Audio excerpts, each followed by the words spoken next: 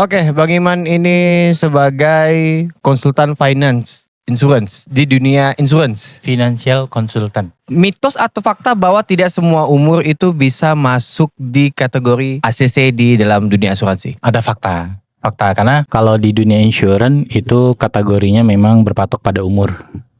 Nah, jadi mulai dari 30 hari sampai dengan 75 gitu lah. Tergantung kebijakan daripada perusahaannya. Orang kita tuh 30 hari biasanya selamatan dulu. Belum. Kalau 30 hari itu belum selamatan, tunggu 40 hari. 45 hari, 40 sampai 45 hari ya. Sebelum dia diselamatin diinsurinin dulu.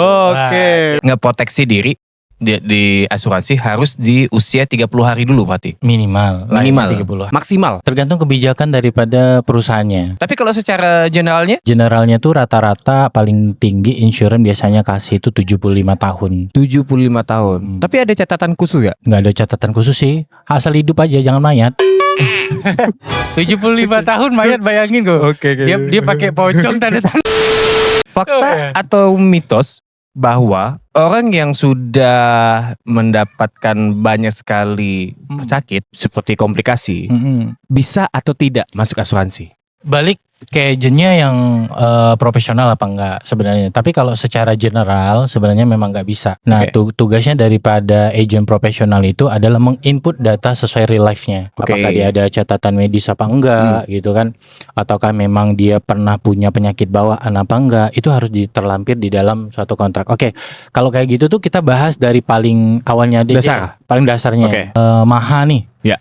Apa sih insurance itu atau asuransi itu? Dasar banget. Asuransi itu sebagai penjamin untuk di masa depan. Tapi bukan berarti investasi masa depan ya. Tapi hanya untuk mengcover hal-hal yang tidak terduga selama hidup. Contohnya pada saat berjalan kita berpergian ke satu tempat, tiba-tiba amit-amit kecelakaan. Itu kan salah satu proteksi diri. Betul. Kalau misalkan amit-amit hasil dari tabrakan itu kita dapat seperti patah kaki, patah tulang, apa segala macam. Nah, itu kan otomatis udah memproteksi diri dari asuransi. Betul. Itu salah satu hal yang mendasar sih. Betul. Kecuali kalau dia kecelakaan, patah hati, nggak di cover. Patah hati nggak di cover dia. Sejujurnya aku malas mendang abang aku seorang. Kalau kita lihat dari general, asuransi itu berasal dari bahasa insurance atau assurance. Jadi di mana itu sebenarnya jaminan. Ya. Sebenarnya kalau dikaitkan di Indonesia nih, orang Indonesia lebih kenalnya itu kan BPJS. Ya. Nah, tapi garis besarnya BPJS itu juga asuransi. Badan Penyelenggara Jaminan Kesehatan. Ya. Jadi asuransi itu sama dengan jaminan. Jadi ketika kita beli sesuatu itu adalah beli jaminan. Tapi kalau perbedaan BPJS sama asuransi ini kan sangat-sangat beda sekali. Cara praktisi untuk bisnisnya sama aja karena sama-sama jaminan. Ya. Jadi sekelompok orang bayar iuran itu untuk namanya saling tolong menolong. Nah, jadi uang yang terkoleks, siapa yang sakit itu yang di cover gitu. Sama, kurang lebih sama dia. Asuransi ini kan dia punya kelasnya tersendiri. Betul. BPJS juga ada kelasnya sendiri. Iya. Cuma kan lebih low price lah. Iyalah. Ya kan. Kan disubsidi sama Bapak pemerintah. Iya, Bapak pemerintah. Kalau misalkan yang swasta murni tidak disubsidi. Ya. Karena kita kalau berbicara kualitas pelayanan ya kita bicara tetap di price-nya. Mitos atau fakta bahwa segala sesuatu yang berhubungan dengan klaim asuransi itu sangat-sangat dipersulit oleh agennya sendiri. Agennya ya? Iya. Sepengalaman abang nih, selama belasan tahun justru nggak ada masalah di klaim kalau nasabah itu. Ya. Nah selama tadi itu tidak ada disclosure atau pembohongan data biasanya aman-aman aja kok klaimnya. Anda kan juga sendiri pernah klaim Pak sama saya Pak. Iya betul. Saya kan lawan. Anda operasi juga siapa yang bayarin Pak? Betul. Gitu. Asuransi. Masalah terbesar dalam dunia asuransi itu di sub klaimnya itu yang paling besar klaimnya itu di nasabah seperti apa? Di nasabah biasa memang di kartu kesehatan. Jadi kalau kita bicara insurance itu dia ada 3 layer. Ya. Dia 3 layer, ada kesehatan, sakit kritis dan di jiwa. Atau biasanya orang bilang tuh untuk legacy atau warisan. Nah kalau di kesehatan itu memang gede banget Pak. Karena dia dari 1 tahun tuh dia nggak ada limitnya mau masuk berapa hari. Pokoknya selama 360 hari silakan. Kalau mau nginap, mau holiday di rumah sakit ya nggak apa-apa. Asalkan diagnosanya mengizinkan itu gitu loh. Jadi nggak ada batasnya. Layer kedua adalah dia sakit kritis. Nanti santunan dia ketika kena sakit kritis dikasih kayak santunan misal berapa miliar gitu untuk biaya hidupnya. Tadi rumah sakit kan udah di cover nih. Iya betul. Yang kedua adalah untuk biaya hidupnya. Biaya hidup. Oke, yang ketiga untuk legacy atau warisan. Karena sebenarnya tuh kalau kita di muslim juga sebenarnya kalau untuk yang yang muslim itu lebih bagus meninggalkan keluarga kita tuh jangan dalam keadaan lemah, keadaan yang lebih bagus. Itu surah An-Nisa, saya lupa ayatnya, tapi tolong jangan dipleset-plesetin ya. Oke. Kalau kita di Islam itu kalau minimal kita meninggal itu jangan meninggalkan utang. Betul. Nah, jadi makanya ada asuransi. Nah, misal nih asuransi amit-amit lah ya.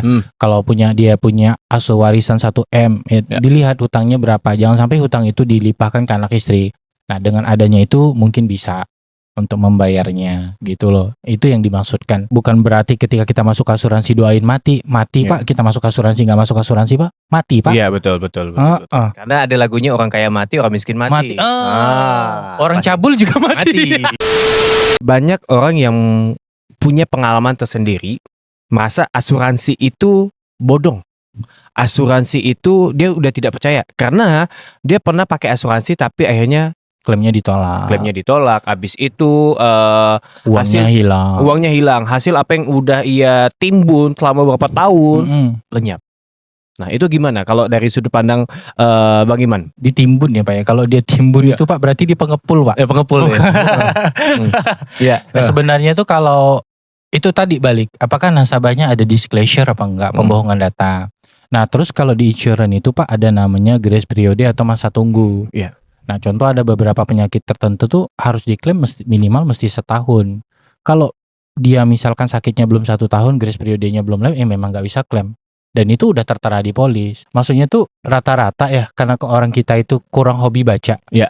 Jadi ketika misalkan polisnya itu jadi berdasarkan omongan aja, tapi nggak lihat dalam polisnya. Secara tidak langsung sebelum mereka mengambil polis atau beli polis, alangkah baiknya dibaca detail dulu. Betul. Poin A sampai ke Z. Betul. Walaupun udah dijelasin nih ya sama semua perusahaan ya kita juga mau berhadapan dengan hukum semuanya berdasarkan kontrak. Asuransi itu adalah kontrak perjanjian yang sah secara hukum. Jadi patokannya ya kontraknya Pak secara hukum di polis itu.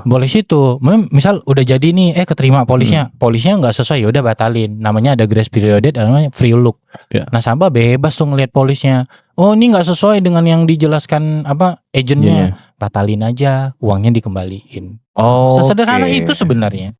Tapi kalau misalkan dalam seiring berjalannya waktu mereka sudah beli nih polisnya, udah berjalan kurang lebih 2-3 tahun deh. Tiba-tiba batal. Itu nanti dibalik lagi atau ada proses yang beda lagi nih? Ribet. Iya ribet. Ada gak? Jadi sebenarnya kan insurance itu kalau di Indonesia ya ada 2 aja dia produknya. Ada yang unit link, ada investasinya atau yang tradisional, murni asuransi. Tergantung daripada kontraknya.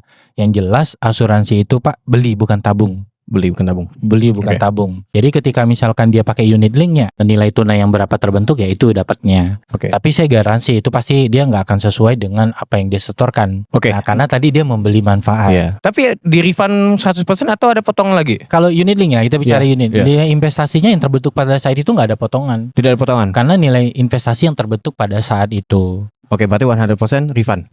Refund. Gitu. Baik. Nah, kalau kita berbicara tentang asuransi lagi, di beberapa negara banyak sekali oknum-oknum pemegang polis